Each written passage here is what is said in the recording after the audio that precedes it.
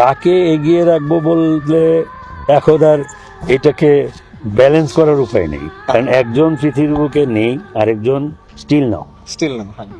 এখন ওই সময় সালমান শাহর যে জনপ্রিয়তা, ওইটার সঙ্গে কারো কম্পেয়ার করা যাবে না।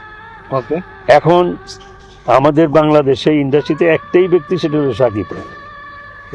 নিজেও বলছে যে সে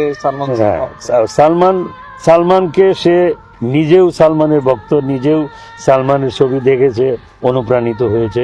কিন্তু ওকে যদি করা যেত দুইজনের মধ্যে, এটা দুইজন যদি এখন থাকতো, তাহলে দর্শকই তাকে কাকে আগায় রাখতো, দর্শকের ভোটে সেটা হয়ে যেত।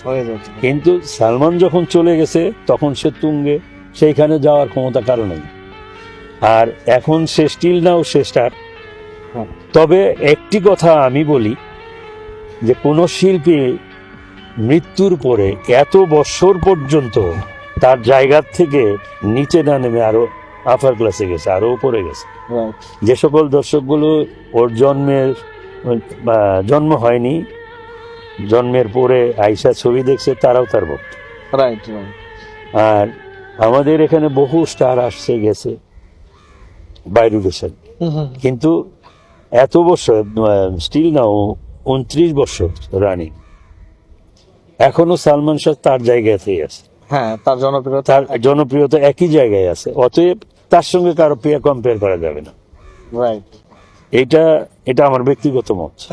অনেকে হয়তো মনে করতে পারে যে তার সংস্পর্শে ছিল, তাকে বেশি বলে এগিয়ে দিচ্ছে। না, আমি আমার এজ এ দর্শক হিসেবে, একজন মানে ফিল্ম মেকার হিসেবে, তার যে অভিজ্ঞতা, তার যে কর্মদক্ষতা, তার যে অনুপ্রেরণা, তার যে আচার আচরণ, চলাফেরা, এটা একেবারে টোটালি এক্সেপশনাল ছিল সালমান শাহ। তাকে অনেকেই অনুকরণ করেছে, কিন্তু সে অনেক কিছুর জন্ম দিয়েছে ইন্ডাস্ট্রিতে। সে অল্প সময়ে চলে গেছে, তার ক্যারিয়ার মাত্র 4 বছর। চার বছর। যদি সে